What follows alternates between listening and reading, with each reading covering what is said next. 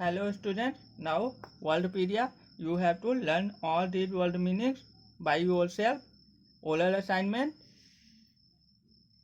A.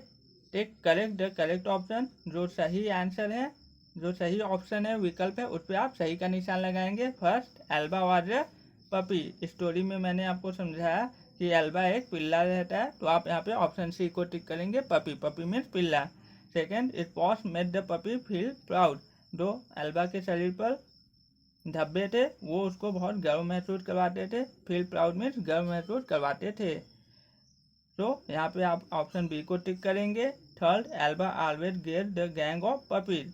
Elba हमेशा दूसरे पिल्लों को खेलता हुआ देखता था, तो यहाँ पे आप पपीज लिखेंगे. ऑप्शन बी आपका सही होगा. Fourth, Bubbly found puppy's spots were the reason for his loneliness. यहाँ पर बबली जो भेड़ रहती है वो जाकर दूसरे पिल्लों से बात करती है कि वो लोग एल्बा के साथ क्यों नहीं खेलते. तब वे बताते हैं कि एल्बा के शरीर पर मीजल्स हैं. तो एल्बा के अकेलेपन का कारण, लोनलीनेस का कारण उसके स्पॉट्स रहते हैं. यहाँ पर आप ऑप्शन ए लोनलीनेस को टिक करेंगे. Fifth, Elba had many friends at last. आखिर में जब बबली मैटर मामले को सुलझा लेती है, उन डॉग्स को, उन पपीज को जाकर बताती है कि एल्बा के शरीर पर मीजल्स नहीं, स्पॉट्स हैं, मुहासे नहीं, धब्बे हैं. तो वे सभी छोटे पिल्ले एल्बा के दोस्त बन जाते हैं. मैनी मीन्स कई पिल्ले रहते हैं, इसलिए आप ऑप्शन सी को, मैनी को टिक करेंगे.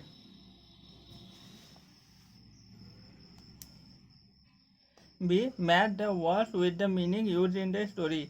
कहानी में ऐसे वर्ड्स आए हुए हैं जिनकी मीनिंग कहानी में यूज हुई है. नीचे दिए गए शब्दों के ऐसे अर्थ लिखिए जो कि स्टोरी में यूज हुए हैं. Meaning A word, meaning B group of friends. Gang, gang के लिए स्टोरी में ग्रुप ऑफ फ्रेंड्स यूज हुआ है, मतलब जो पपीज थे उनके लिए गैंग यूज हुआ है. ढेर सारे जो पिल्ले थे उनके लिए गैंग यूज हुआ है और वो सभी दोस्त थे. आप यहाँ पे ग्रुप ऑफ फ्रेंड्स लिखेंगे. गैंग, ग्रुप ऑफ डैकेट्स को भी हम लोग गैंग कहते हैं, लेकिन स्टोरी में ग्रुप ऑफ डैकेट्स नहीं है. डैकेट्स मीन्स डाकुओं का समूह, ग्रुप मीन्स समूह, क्योंकि स्टोरी में दोस्ती के बारे में बताया गया. आप गैंग को ग्रुप ऑफ फ्रेंड्स से मिलाएंगे. प्राउड, प्राउड मीन्स गर्व करना. Feel high, feel high means बहुत बहुत ज़्यादा अपने आप को ऊंचा समझना. फील हाई मीन्स बहुत ज़्यादा अपने आप को ऊंचा समझना, सबसे अलग समझना. एल्बा के शरीर पे काले धब्बे थे, इसलिए एल्बा अपने आप को लोगों से अलग समझता था और बहुत सुंदर समझता था. प्राउड मीन्स एरोगेंट भी होता है. बहुत लोग जब बहुत ज़्यादा अमीर हो जाते हैं तो वो घमंड करते हैं, एरोगेंट हो जाते हैं, मतलब वो बहुत ज़्यादा लोगों को नीचा दिखाते हैं. लेकिन स्टोरी में प्राउड की मतलब फील हाई ही लिया गया है. फील, क्योंकि एल्बा फील हाई करता है, अपने ऊपर गर्व करने लगता है, इसलिए आप फील हाई को लिखेंगे. एल्बा घमंड नहीं करता है. टग ऑफ वार, जो दूसरे पपी रहते हैं वो हड्डियों के खींचने का खेल खेलते हैं. टग ऑफ वार मीन्स होता है रस्सी का खेल खेलना. जैसे दो टीमें रहती हैं और दोनों टीमें रस्सी को खींचने का खेल खेलती हैं, उसी को हम लोग टग ऑफ वार कहते हैं. लेकिन पपीज रस्सी का खेल नहीं खेलते, पपीज हड्डियों को खींचने का खेल खेलते हैं.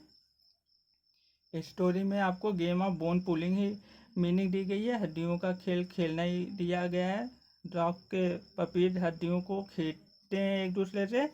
और टग ऑफ वार में फाइट ऑन बॉर्डर भी होता है, मतलब अपने देश के बॉर्डर पर, अपने देश के सीमा पर, अपने देश के अंतिम इलाके पर जो सेना के जवान होते हैं जो दूसरे देश के दुश्मनों से फाइट करते हैं, हमारे देश की सुरक्षा करते हैं, उसको भी हम लोग टग ऑफ वार कहते हैं. लेकिन यहाँ पर सीमा के बारे में, देश के बारे में कोई स्टोरी में कुछ नहीं बताया गया, इसलिए आप लोग गेम ऑफ बोन पुलिंग को मिलाएंगे टग ऑफ वार से, क्योंकि पपीज हड्डियों को खींचने का खेल खेलते हैं. डीप, डीप मीन्स गहरा. Deep means strong. यहाँ पे दिया गया है स्टोरी में जब पपीज खेलते हैं तो दिन ब दिन उनकी दोस्ती बहुत गहरी होती जाती है, बहुत गाढ़ी होती जाती है. स्ट्रॉन्ग मीन्स बहुत गहरी, मजबूत होती जाती है. डीप मीन्स लॉन्ग इनसाइड अर्थ भी होता है. लॉन्ग इनसाइड अर्थ मीन्स ज़मीन में या धरती में बहुत गहराई में जाना. लेकिन आपकी स्टोरी में कहीं पर भी लॉन्ग इनसाइड अर्थ के बारे में नहीं कहा गया है. यहाँ पर दोस्ती को बहुत गाढ़ा होना, बहुत गहरा होना, मजबूत होना बताया गया, इसलिए आप डीप को स्ट्रॉन्ग से मिलाएंगे। फास्ट टेंस में बहुत ज़्यादा मजबूती से बन जाना कोई चीज़। मतलब यहाँ पर जो छोटे पपी थे वो खेलते थे एक दूसरे के साथ, तो जैसे जैसे समय बीतता गया उनकी दोस्ती बहुत गाढ़ी होती गई, मतलब बहुत मजबूत हो गई। आप इसलिए फास्ट टेंस को मेड स्ट्रॉन्ग से मिलाएंगे। फास्ट टेंस मीन्स होता है टाइड विद रोप, रस्सी से बहुत कसकर बंधा होना भी होता है, लेकिन स्टोरी में कहीं पर भी रस्सी से बहुत कसकर किसी भी चीज़ को बांधने के बारे में नहीं बताया गया, इसलिए आप फास्ट टेंस को मेड स्ट्रॉन्ग से मिलाएंगे।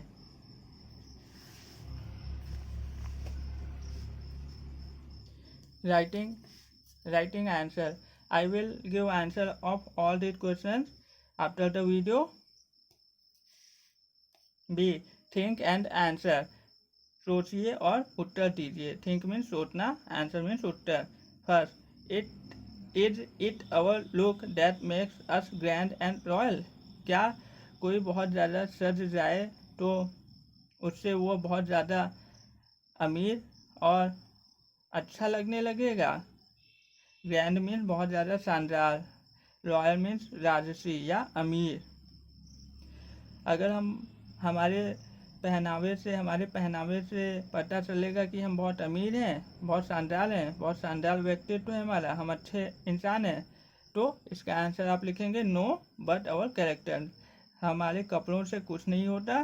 कपड़े तो आप गरीब को भी बहुत अच्छा पहना दे सकते हैं, अमीर को भी, लेकिन अगर लोगों को बात करने का तरीका नहीं पता है कि किससे कैसे बात करनी चाहिए, बड़ों की इज्जत नहीं करनी आ रही है, तो वो किसी काम के नहीं होते। ऐसे लोग बिल्कुल भी अच्छे नहीं होते। तो हम लोग यहाँ पे आंसर में लिखेंगे नो बट आवर कैरेक्टर। कपड़े से कुछ नहीं होता, लेकिन हमारे चरित्र से होता है। कैरेक्टर मीन्स चरित्र। चरित्र मतलब आप क्या काम करते हैं, आप कैसे बोलते हैं, क्या शब्दों का प्रयोग करते हैं, वो आपके चरित्र को प्रदर्शित करता है, कैरेक्टर को दिखाता है। जो गाली देते हैं उनका कैरेक्टर खराब होता है, जो गाली नहीं देते, झगड़ा नहीं करते, अच्छे से रहते हैं, उनका कैरेक्टर अच्छा होता है, वो अच्छे होते हैं। Second, what do you think how did Babli make the matter clear for Elba. आप क्या समझते हैं कि बबली ने एल्बा की दूसरे पपी लोगों के साथ कैसे दोस्ती करवाई, क्योंकि पहले दूसरे पपी एल्बा के साथ नहीं खेलते थे। Babli told other puppy that Elba had spot not mitten. Babli जाके दूसरे पिल्लों से कहती है कि तुम लोग जो सोच रहे हो कि एल्बा को मुहासे हैं, वो मुहासे नहीं, वो धब्बे हैं। तो इस तरह दूसरे पपी को जब सच्चाई का पता चल जाता है कि एल्बा के शरीर पर मुहासे नहीं धब्बे हैं, तो दूसरे पपी पिल्ले एल्बा के दोस्त बन जाते हैं। C, fill in the blanks with suitable question words, read the answer for clued. नीचे दिए गए जो क्वेश्चन हैं वो इनकम्प्लीट हैं, उनके लिए आपको प्रश्नवाचक शब्द भरना है। क्वेश्चन मीन्स प्रश्नवाचक, वर्ड्स मीन्स शब्द। ऐसे शब्दों को भरना है जिससे कि ये सेंटेंस, क्वेश्चन वाले सेंटेंस कंप्लीट हो जाए। और उनको भरने के लिए आपको नीचे दिए गए जो संकेत हैं आंसर के, उनको देखने होंगे, पढ़ने होंगे। पहला, was happy now the dog. जब एल्बा के ढेर सारे दोस्त हो जाते हैं तो डॉग बहुत खुश हो जाता है। तो आप यहाँ पे लिखेंगे द डॉग, मतलब डॉग हो जाता है। यहाँ पे आप लिखेंगे हु वाज हैप्पी नाउ, मतलब कौन हो जाता है, तो द डॉग पपी एल्बा हो जाता है, इसलिए आप यहाँ पे हु लिखेंगे। जब आंसर में हो कौन, तो आप आंसर में किसी का नाम दिया हो, यहाँ पर डॉग है, डॉग का नाम एल्बा होता है, तो यहाँ पे आप लिख सकते हैं द डॉग एल्बा। इसलिए अगर आंसर में आपको नाम दिया हो तो आप हु से स्टार्ट करेंगे क्वेश्चन को। जैसे आपका क्या नेम है, तो आप यहाँ पे व्हाट इज योर नेम कह सकते हैं। और आप कौन है, तो आप यहाँ पे बोल सकते हैं हु आर यू। इसीलिए यहाँ पर कौन खुश था, तो डॉग खुश था, इसलिए आप यहाँ पे हु फिल करेंगे। टग ऑफ वार मतलब कौन सा खेल खेलते थे वो लोग, तो यहाँ पर टग ऑफ वार मतलब हड्डियों को खींचने का खेल खेलते थे, इसलिए आप यहाँ पे वाट फिल करेंगे। What did they play together, इसकी मीनिंग होती है वे क्या खेल खेलते थे साथ में। तो क्या खेल खेलते थे, वो हड्डियों को खींचने का खेल खेलते थे। पहले में कौन खुश हो गया था, अब मतलब कहानी के आखिर में कौन खुश हो गया था, तो द डॉग एल्बा खुश हो गया था, इसलिए हु लिखेंगे, मतलब कौन खुश हो गया था। Did Bubbly go with her mob, where मतलब बबली अपने झुंड के साथ, अपने भेड़ों के झुंड के साथ कहाँ गई थी। कहाँ जाने की इंग्लिश होती है वेयर, तो आप वेयर यहाँ पे लिखेंगे। तो बबली अपने झुंड के साथ दूसरे मैदान में चली गई थी। इन द नेक्स्ट फील्ड मतलब दूसरे मैदान में, नेक्स्ट मतलब दूसरा, फील्ड मतलब मैदान जिसमें कि घास होती है और भेड़ उसको खाते हैं।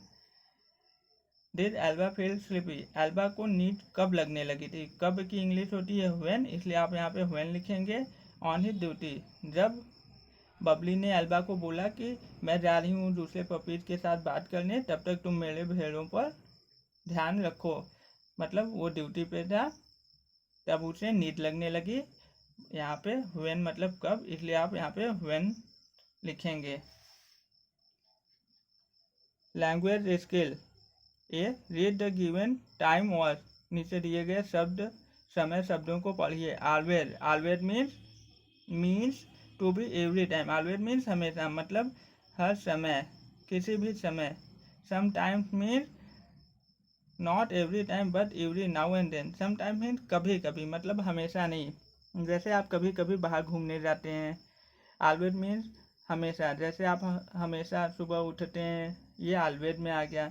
सम टाइम मतलब आप कभी कभी बाजार जाते हैं।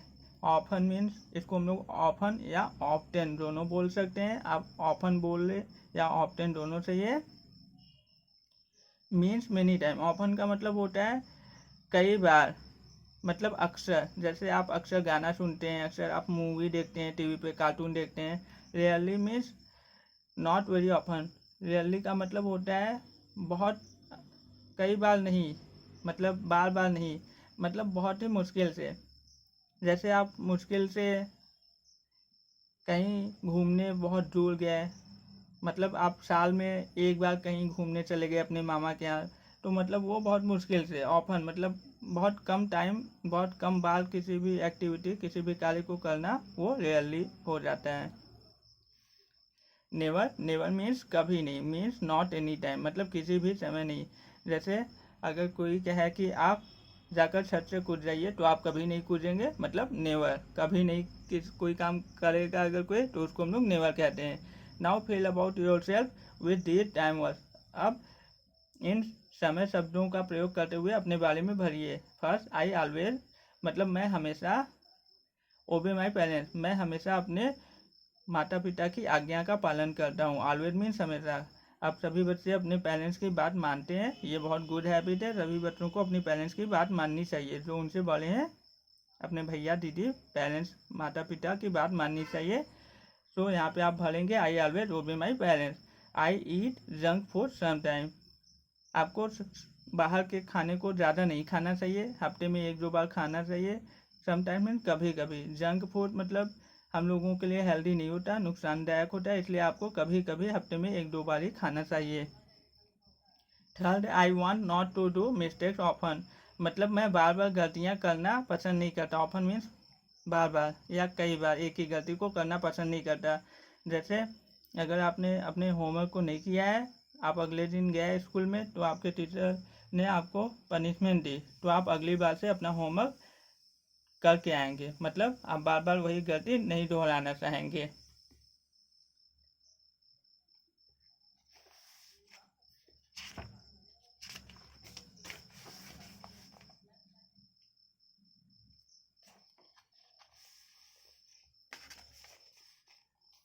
Fourth, I really forgot about my homework, मैं बहुत मुश्किल से, रियली मीन्स बहुत मुश्किल से, अपने होमवर्क मीन्स गृह कार्य, घर के काम को भूलता हूँ। जैसे स्कूल से आपको होमवर्क मिलता है, तो अगर आपको पनिशमेंट नहीं पानी है, तो आपको आपका होमवर्क याद रहता है, मतलब आप बहुत मुश्किल से भूलते हैं। अगर आप अच्छे स्टूडेंट हैं, तो आप अपने होमवर्क को नहीं भूलते हैं, आपको याद रहता है, आप उसको करके आते हैं। फिफ्थ, आई नेवर अब्यूज, मतलब मैं कभी भी गाली नहीं देता हूँ। गाली देना बिल्कुल भी अच्छी बात नहीं है, इसलिए आपको गाली बिल्कुल नहीं देनी चाहिए। बी, रीड एंड अंडरस्टैंड, पढ़िए और समझिए। माया वेक्स अप अर्ली, माया बहुत जल्दी उठती है। वेक्स मीन्स उठती है, अप अर्ली मीन्स बहुत जल्दी, अर्ली मीन्स बहुत जल्दी। से पैक्स बैग, वह बैग बस्ता को भरती है, तैयार करती है। पैक्स मीन्स तैयार करती है, जैसे आप स्कूल आने से पहले अपने बस्ते में सब कॉपी किताब अच्छे से रख लेते हैं, मतलब पैक करते हैं। माया सुबह जल्दी उठती है, वह अपने बच्चे को तैयार करती है। शी टेक्स लंच, वह दोपहर का खाना खाती है। लंच मीन्स दोपहर का खाना। द कैट इज देयर, बिल्ली वहाँ है। देयर मीन्स वहाँ। इट लव्स मिल्क, बिल्ली दूध को बहुत पसंद करती है। यहाँ पे आप प्यार करना नहीं कहेंगे क्योंकि बिल्ली दूध को ड्रिंक करती है, इसलिए आप कहेंगे कि बिल्ली दूध को पसंद करती है। बिल्ली दूध को पीना बहुत पसंद करती है। आई लव इट, मैं बहुत प्यार करता हूँ, पसंद करता हूँ। जैसे बहुत लोग डॉग को पसंद करते हैं, पपी को पसंद करते हैं, वैसे ही बहुत लोग कैट को भी पसंद करते हैं और अपने घर पे रखते हैं। Golu and I learn, Golu ने और मैंने सीखा। दो भाई एक साथ साइकिल चला रहे हैं और उन्हें साइकिल आ गई, तो इसको कहते हैं गोलू एंड आई लर्न, मतलब गोलू ने और मैंने साइकिल चलानी सीख ली। कोई भी चीज़ सीखने को लर्न कहते हैं। वी लर्न टुगेदर, हम दोनों साथ में सीखते हैं। टुगेदर मीन्स होता है साथ में। टीचर लव्स अस, अध्यापक हमें प्यार करते हैं, प्रेम करते हैं। मतलब कोई भी टॉपिक, कोई भी विषय हमारे टीचर हमें बहुत प्यार से समझाते हैं।